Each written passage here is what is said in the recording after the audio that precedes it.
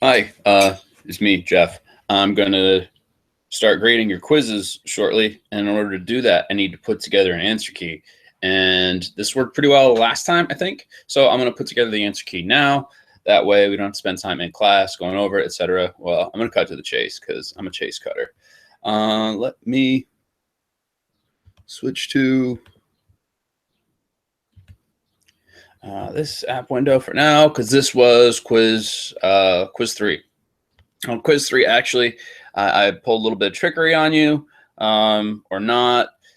Both forms of the quiz had the same questions, even though they had different ties drawn up in the corner up here.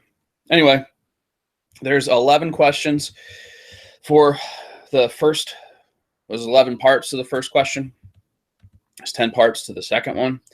Perhaps that gives you some indication, because in the first question, where it's a question dealing with proportions, which we'll get to in a second, we're talking about proportions. That means we use z instead of t, and we only learned how to calculate the p-value when we used z statistics, not when we used t statistics, which means we can't calculate one that way, which is why I didn't ask you about p-value for the t part question. Now, there's still a way you can come up with an estimate.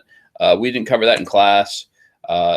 Theoretically, it's the same thing that you'd still just be calculating, and it's probably going to be given to you by your software anyway. So again, these quizzes are designed to make sure you understand the concepts and you can execute the way we do concepts in class. Anywho, we wanted to answer the question, does wearing a tie significantly increase the proportion of perfect attendance days? So for a long time, I didn't wear a tie. Not like I'm wearing a tie today because it's sunny out. I wear my going to get outside. Anyway, my rate of perfect attendance for the semester was 30%. And then one semester for 48 days, I wore a tie and I had perfect attendance 22 times. 22 times out of 48 days. That should give you some indication as to the proportion of days that increase, perhaps because I was wearing a tie.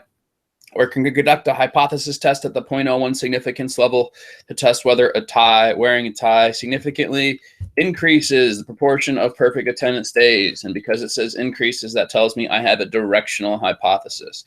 Anyway, this is a hypothesis test for pi because we have proportions here. We have one proportion here as a percent. We got 22 out of 48 here for another proportion. So the expected value is what they tell me is what happened for a long time, what already exists, 0.3 or 30%. That's the expected value. The observed value is 22 divided by 48, which, silly word, doesn't know how to do calculations. I'm going to flip over to Excel real quick. I don't know if you can see that. Probably not. Doesn't matter. That comes to 0.458. Rounded to the nearest two places is 0.46. The research hypothesis, which is H sub R, let's get the subscript in here, H sub R, is that pi, well, let's go ahead and insert the symbol to insert the pi symbol, which I could have done up here, pi symbol, that pi is going to be greater than what we expect. That's the research hypothesis, which is I expect that wearing a tie is going to increase the proportion of days that I get perfect attendance. Now we're going to have critical values here. Because we're working with pi, that means we're going to be using a z statistic. And a z statistic is going to be come from a two-tailed test. Pardon me, I'm getting over the cold. I did seriously get sick over Easter break. Thank you, body, for doing so. But I'm still on the back end, a bit nasal, a bit of a sore throat. But hey, that was just a little context, so I can pull up this t-table here. So this is a two-tail test with, still me. This is a two-tail test. Alpha was 0.01. It states the problem. If you don't believe me, come back to it. And it doesn't matter if we have a sample size of 48 days because we're not working with a t statistic. We're working with a z statistic. Oh, and it's not a two-tail test. It's a one-tail test. So we need a one-tail test where alpha is 0.01.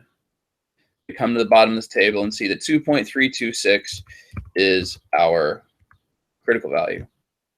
2.326 and negative 2.326 because it is it's a one-tailed test. Jeff, get over yourself. It's a z equals 2.326. Write the symbol here. All right. Sampling error is the difference between what we observe and what we expect, which is 0.16.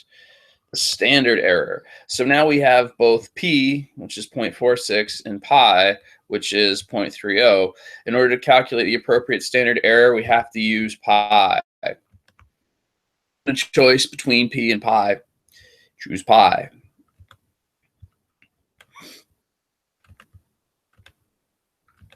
And that's where I calculated p before. But in order to get the standard error, got to take the square root of 0.3 pi times 1 minus 0.3, which is 0.7, divided by the sample size, which is 48. Because the multiplication and division do what they're supposed to do in the correct order of operations, I think that's one of the most efficient ways you can write that formula, other than actually making this say 0.7 because you can do some mental math, but that's not my job. 0.066 is what you get for standard error when you round it to the nearest 3 places. I would suggest using that rounded value for any of the other calculations you need to make. Standard error 0.066. Like all these fonts could just be bigger, so let's just do that once. That's fine. Decision regarding the research hypothesis. Okay, we need to calculate. No. We don't change the fonts midstream here. Standard error is 0.066.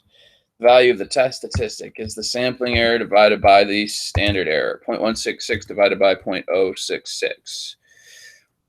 I'm going to go to Excel, not pictured, but I'm not going to use the float. I'm going to use the actual values that we have of 0.16 for sampling error and 0.066 for standard error. And then you get a test statistic of rounded to 2 decimal places, 2.42. If you used the floating point version of the standard error, you get 2.42, but rounded a little differently. If you use the floating point version of sampling error, so you get something slightly less. Let's just go ahead and show you what I'm talking about here. All right, me again. This is the version if you take the sampling error 0.16 divided by the floating point version of the standard error. But if you wanted to be